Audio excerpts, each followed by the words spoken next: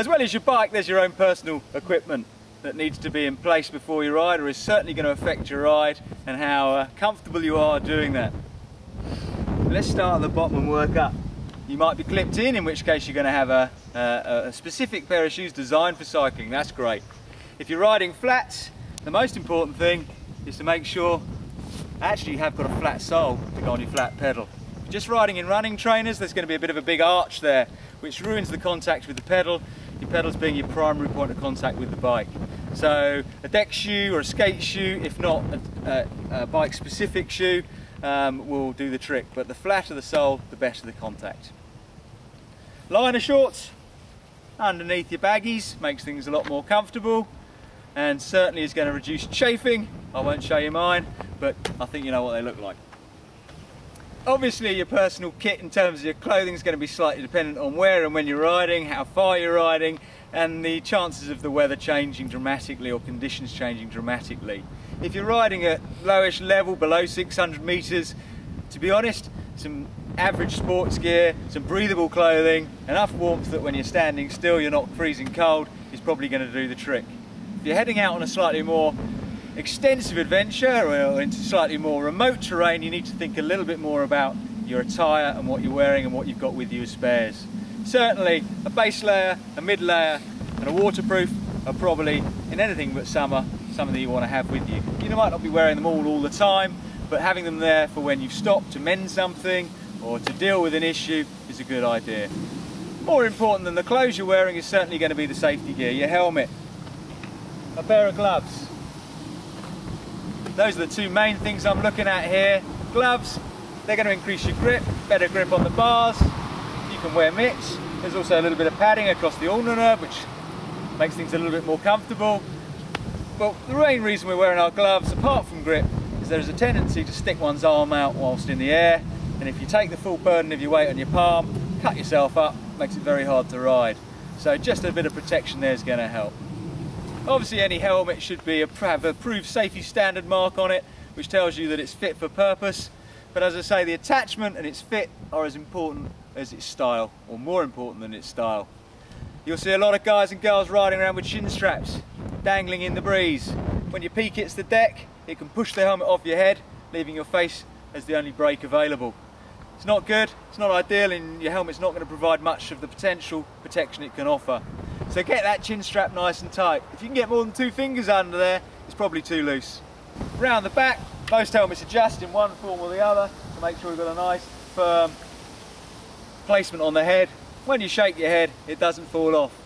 If you've done it up correctly, even without the strap done up, it should be fairly secure. But we're always going to ride with that strap done up, locked into place. Happy days. Beyond that, depending on the terrain and your confidence levels and the type of riding you're doing, knee pads, shin pads, body armour of any sort might be something that you consider. So then we're on to peripheral kit other than what we're wearing and what we're riding. I've got a fairly extensive pack here, basically leading groups. I need to be responsible not just for myself but other riders, so I have to pack a bit heavier. And again, depending on how far you're planning to ride and how remote your riding is going to be, you'll vary this accordingly. But certainly there are some key things that you want to be carrying with you as you ride. This kit's a little bit bulkier than most, but the same key elements are in there plus a bit more. Firstly, a likely problem as you ride is going to be a loss of air to your tyre. So we're looking at some way of fixing that, or a replacement tube itself, but we also have to get the tyre off. So I always carry some spare tubes.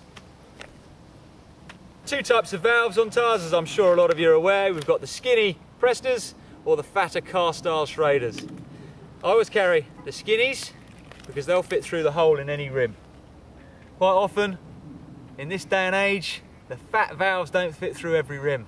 So you get yourself into a bit of an issue when it comes to changing over an old damaged tyre that can't be repaired and trying to put a fresh one in. 2, probably ample for your average ride, but again it depends where you ride, how hard you're riding and how big your group is. We don't necessarily want to have to replace a tube every time we get a flat, and if we're only carrying a couple of tubes, a backup or as a simple solution is a little puncture repair kit. More modern ones, you've just got little self-adhesive patches which are really easy to use. This is a bit more of an old-fashioned with included in there some patches, some glue and a little bit of material to rough up the tyre. We'll look at that in a minute when it comes to mending punctures. Also in my backpack I'm carrying a spare gear shifter cable. Now these come quite long, so what I tend to do is to trim them down, because out on the trail I don't want to be carrying a pair of wire cutters with me. So pre-trim that to a length where it's not going to have a load of overflow that's going to tangle up if you need to replace an old one.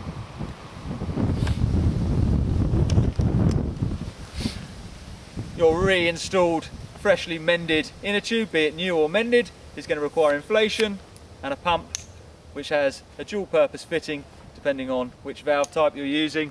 Always a good idea. They come in various sizes. Slightly larger one with a track stand effect on it, and again I wouldn't carry both usually, but to give you an idea. Or for the slightly more lazy rider amongst you, you can go for a CO2 canister, which will give you perhaps one inflation of a tyre and some spare canisters. Simply attach that to your valve, open up, fill with air, turn off and remove.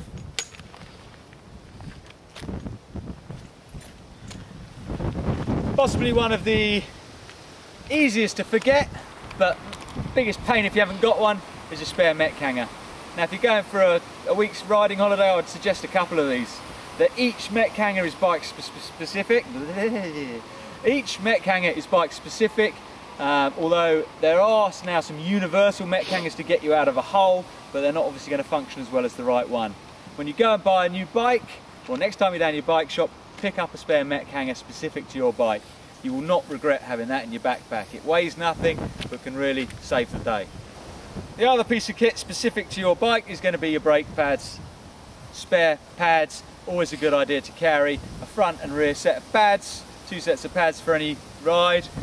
They can drop out, they can become worn out very quickly, and what looks like a very healthy brake pad can actually turn out after a heavy rain and a lot of braking to wear out pretty fast. As well as my trusty multi-tool with my various drivers and various Allen keys on of different sizes. Little extra toolkit in here. Tyre levers. And I like to carry a separate chain breaker rather than one attached to a multi-tool. Nice and light, folds up nice and neat, but does the job really well. We're going to look at chain brakes in a minute. Certain pedals come with a small syringe full with grease. Now that's really light, really small, and if you're putting a new part on, sometimes it's a good idea to grease the bolt before you put it in. So I usually carry one of those in there as well. So again, although I've got a fairly extensive amount of kit in my bag for the situations I involve myself in, everything we've covered there on a personal level can fit into one hand and doesn't weigh an awful lot. Very good idea to carry it with you. Otherwise you spend a lot of time sitting on the side of the trail waiting for a friendly biker to pass and ask them for help. Some other little extras you might like to consider: cable ties. Many uses, some of them legal and lots of them very useful. So we can find many occasions where a cable tie can get you out of a bit of a hole. Be it to strap a dangling derailleur to your frame, through tightening up some, actually doing what they're designed for and holding cables in place, but they've got many uses and a range of sizes can be very useful. Very light, very useful. I tend to carry a penknife with me. Clearly a bottle opener is going to be very handy, but there's other functions on there. You might need to cut something with a knife, etc, etc. So a little folding penknife can get you out of trouble too. So that's the kit for the bike. Now I need to think about the rider, me, or the other riders I'm with. Lots of people will ride thinking only of the good times and not consider the potential need for a first aid kit.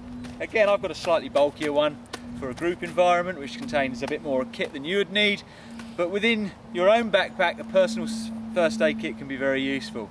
And thinking about the types of things you're likely to need in there can definitely get you out of a hole. So as well as your standard tools, puncture repair kit, etc., there's a few little items that can get you out of a hole and certainly help in terms of keeping you riding when things look potentially troublesome. An M12 bolt, 8mm bolt, nice and long, and 2 nuts. We'll come to what that's used for later. An ice cream tub lid, cut down to size, small patch out of that. It's going to be very useful in one specific environment. We're going to look at that later as well. So a small piece of plastic, flexible and thin, with the edges just rubbed down so they're not sharp. And one of these little devices. There are certain bolts, chainring bolts and mech bolts, which require some leverage from behind. And this little baby tucks in behind so that when you put your Allen key in, you can easily remove stuff. It weighs next to nothing and can really help in those fiddly situations. In terms of my personal kit, for me, depending on where I'm riding, when I'm riding, I need to be prepared.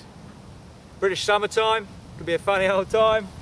Spare top, a waterproof, probably spend some of its time in there, most of the time on me, and a few other bits and pieces essential for me. I've got a few high energy snacks and plenty of water in a backpack.